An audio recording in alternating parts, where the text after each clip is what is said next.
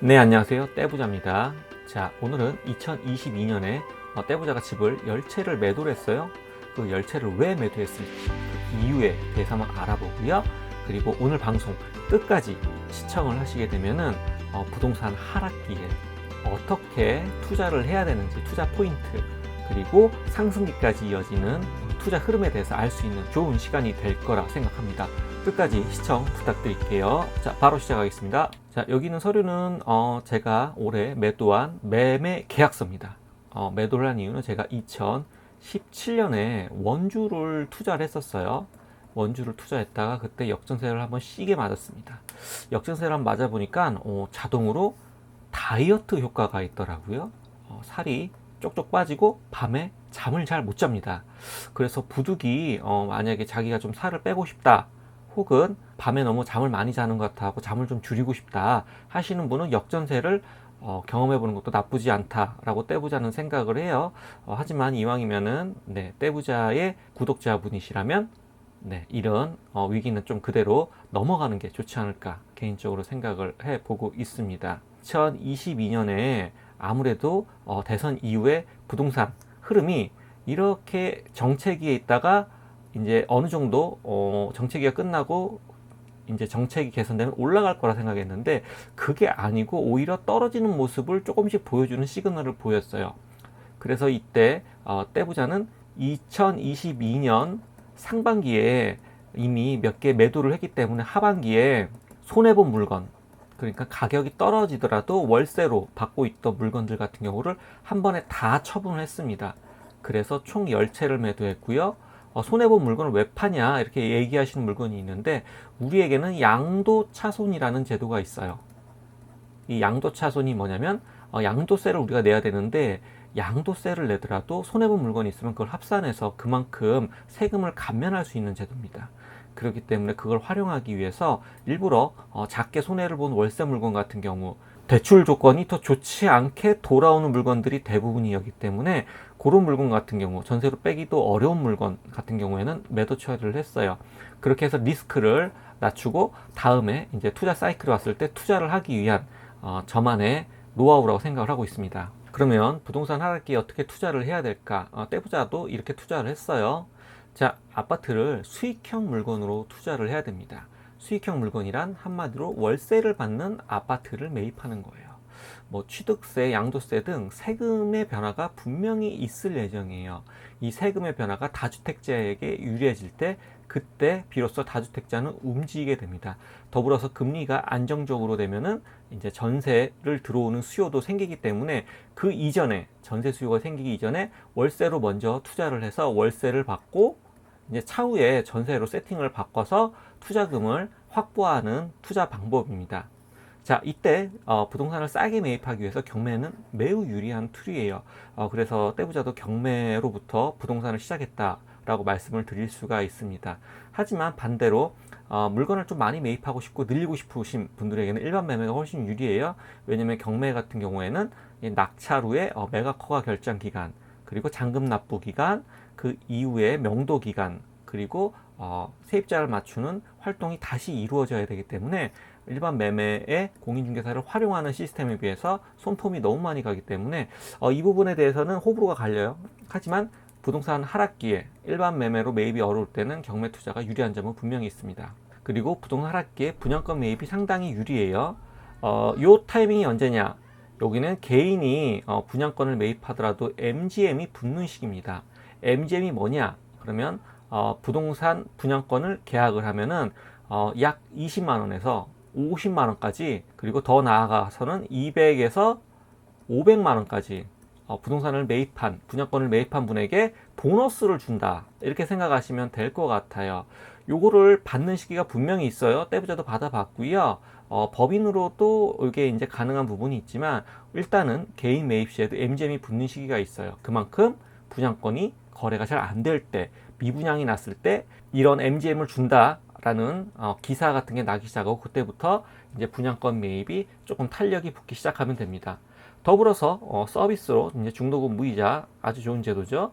그 다음에 할인 분양, 아파트 가격을 깎아주는 거예요. 그리고 잔금 대출 시에 집단 대출, 그러니까 집단 대출 같은 경우에는 이제 개인의 DTI나 DSR을 보지 않고 그냥 아파트의 담보 그 자체로 대출을 해주기 때문에 굉장히 좋은 대출입니다. 이게 나중에는 이제 그 정책상 변경이 됐지만 분양권마저 이제 미분양이 쌓이기 시작한 시기에는 이런 것을 안 보고 집단 대출을 해주기도 합니다.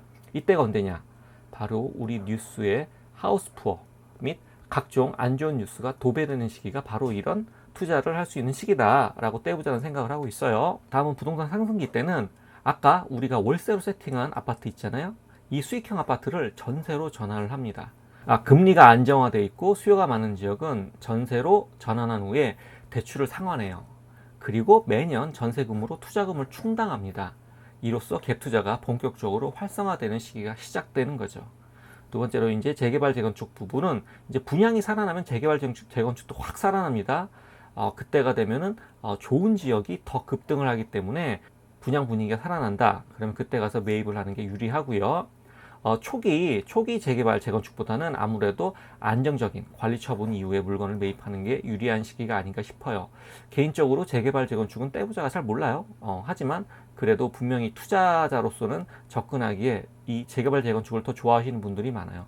초기에 사업 시행인가 이전에 극초기에 매입을 하고 난 다음에 사업 시행인가 전에 매도하시는 분, 사업 시행인가 때 매입해갖고 관리 처분 전에 매도하시는 분이 각자의 포인트가 있기 때문에 이게 맞는 성향에 따라서 재개발 재건축을 더 선호하는 분도 많기 때문에 공부해 두면 분명히 좋은 분야가 아닌가 생각을 하고 있습니다.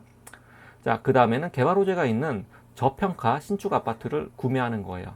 이제 지금은 많이 떨어졌죠. 네, 동탄이나 파주가 이제 그런 아파트 단지였죠. SRT 그 다음에 GTX 호재가 있어갖고 이 지역 아파트가 한때는 34평 기준 10억까지 올라갔었죠. 하지만 현재는 가격을 차지하고 있는데 이런 지역 같은 경우에 매입을 하기 상당히 유리한 시기가 이제 부동산 상승기 초반이 아닌가 싶습니다. 더불어서 GTX, KTX, 지하철, 고속도로 IC까지 우리가 개발 호재로 좀 보고 있고요. 그리고 가장 중요한 부동산의 일자리. 네, 일자리가 증가한다. 그 지역의 부동산은 가격이 떨어질래야 떨어질 수가 없습니다. 대표적으로 평택, 지금은 평택에서 넘어와서 안성을 들 수가 있죠. 안성 같은 경우는 용인, 하이닉스 반도체 때문에 아주 지금 핫한 시즌을 보내고 있습니다. 왜냐? 용인에 반도체 클러스터가 생긴다고 하더라도 결국에 반도체 산업을 하기 위해서는 많은 물이 필요해요. 반도체를 시키는데 많은 물이 필요하다고 합니다. 이 물이 안성에 있는 호수에 있는 물을 이용하기 때문에 결국 용인 쪽에서도 안성에 혜택을 줄 수밖에 없습니다. 그렇기 때문에 안성에 많은 혜택이 돌아가고 새로 생기는 포천 세종간 고속도로가 안성에 약 3군데 이 IC가 뚫리기 때문에 안성은 지금 굉장히 핫한 투자 지역으로 꼽히고 있죠. 반면에 이 시기에 이제 신도시, 이제 동탄이나 파주 같은 데 입주를 하려고 그러면 전세를 맞추기가 너무너무 어려워요. 왜냐면 전세가, 매매가는 4억이다 치더라도 전세가가 1억도 안 하는 경우가 있어요. 그래서 이때는 풀대출 받고 몸빵 들어가서 살아야 되는 경우도 필요합니다. 그래서 그 지역 근처에 거주하는 분들에게 굉장히 유용한 투자 방법이 되겠죠. 그리고 부동산 상승 마무리에는 이제 주거대체제 투자가 유행을 합니다. 굉장히 조심해야 되는 시장이라고 떼부자는 생각해요. 자, 빌라 오피스텔 무피 투자. 요거는 지금도 이루어지고 있는데 이제 빌라 같은 경우에는 이제 빌라는 건축하는데 6개월에서 1년이 걸립니다. 그리고 그 자재에 대해서도 규제가 아파트만큼 심하지가 않아요. 그렇기 때문에 빌라 같은 경우에는 10년만 지나도 누수라든지 굉장히 큰 하자가 발생할 수 있는 경우가 많아요. 물론 잘 짓는 경우도 많지만 아파트에 비해서 법이 굉장히 허술하기 때문에 빌라를 매입할 때는 굉장히 좀 꼼꼼하게 잘 살펴보고 매입을 해야 된다라고 떼부자는 생각을 합니다. 그 다음에 빌라 오피스텔 같은 주거재 이후에는 이제 상가, 꼬마 빌딩, 아파트형 공장 같은 근린 시설에 대한 투자가 이루어지고 있습니다. 그 다음에는 이 흐름이 토지로 가요. 이제 토지까지 다 오르고 나면 그 다음에는 테마성으로 갑니다. 이때는 이제 유행하는 게 법인 1억 이하. 이때는 취득세가 다주택자에게 너무 과중하기 때문에 이를 피하기 위해서 그리고 양도세를 피하기 위해서 어쩔 수 없이 잠깐 유행했던 거죠. 취득세나 양도세가 풀리는 동시에 이 테마에 대해서는 이슈가 없어지기 때문에 1억 이하 물가는 굉장히 단기적인 수명을 가지고 있다고 볼 수가 있습니다. 더불어서 극초기 재개발도 인기를 얻고 있는데 요거 같은 경우에는 만약에 재개발이 안 된다 그러면 이제 장기 보유해야 되는 거예요. 물론 투자 자금이 적게 들어갔다 그리고 기다릴 수 있다라고 하면 상관이 없지만 투자금이 만약에 높게 들어간 케이스인 경우에는 버티기 굉장히 어려운 시장이 펼쳐지지 않나 생각을 하고 있습니다. 이러한 부동산 투자를 하기 위해선 전제 조건이 있어요. 바로 우리가 지역별로 어디가 가장 좋은 1급지인지, 그 다음에 2급지, 3급지에 대한 이해가 필요합니다. 경기도 수원 같은 경우에는 수원을 예로 들어볼게요. 1급지가 어디죠? 광교, 이이동 쪽이죠. 그 다음이 영통, 그 다음이 어디 이렇게 1급지, 2급지가 있어요. 그 다음에 광교에도 무슨 동, 영통에도 무슨 동 이렇게 1급지, 2급지, 3급지가 있습니다. 이런 급지에 대한 이해가 필요해요. 왜냐면 부동산의 흐름은 1급지에서 이렇게 3급지로 흐름이 이동하기 때문에 처음에 1급지를 투자하고 난 다음에 2급지를 투자할 수도, 2급지 이후에는 3급지를 투자할 수도 있기 때문에 이에 대한 이해가 필요합니다. 더불어 수도권과 지방시장은 사이클이 전혀 달라요. 수도권은 분양이 많다고 하더라도 가격이 올라가는 그림을 많이 보여주고, 지방 같은 경우에는 분양이 많으면 가격이 떨어지는 모습을 볼 수가 있습니다. 이는 수도권 같은 경우에는 물건을 받아줄 수 있는 이제 아무래도 자본가들이 많은 반면에 지방시장 같은 경우에는 해당 물건을 받아줄 수 있는 사람이 없기 때문에 철저하게 실수요로 계산을 해야 되기 때문에 이런 사이클이 다른 모습을 좀 보여준다, 떼보자는 생각을 하고 있어요. 그리고 우리나라 무역수지 지금 굉장히 안 좋죠. 그 다음에 미국의 제조업지수 ISM에 대한 이해도 필요합니다. 이 ISM이 뭐냐면 이게 미국 400대 기업들의 구매 담당자가 어떤 구매 패턴을 보여주고 있는지에 나와 있는 지수예요. 즉 미국의 제조업 지수가 떨어지면 우리나라 무역 수지도 떨어진다고 볼 수 있어요.